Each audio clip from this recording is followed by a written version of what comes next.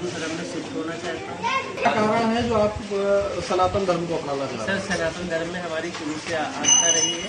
जहाँ हम काम करते हैं वहाँ सारे लोग ही सनातनी हैं, ज़्यादातर हम सनातनी धर्म में काम। उन लोगों ने हमेशा हमारी देखभाल की है और हमेशा हमारे साथ अच्छा ही किया है, तो इसलिए हमारी आस्था और भी है और हम शुरू से इस चीज़ को मानते आए हैं। सारे धर्म अच्छे हैं, लेकिन हमारे ससुराल पक्ष वाले यही दबाव बनाते हैं सब।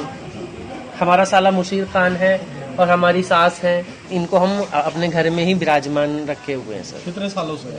सर ये कम से कम 5 वर्ष से है ये हमारे पास। क्या मांग कर रहे हैं आप?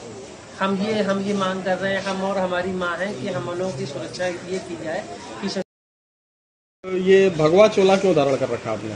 सर, मेरा नाम जुनैद है और मैं हिंदू धर्म में शिफ्ट होना चाहता हूँ। क्या कारण है जो आप सनातन धर्म को अपनाना चाह रहे हैं? सर, सनातन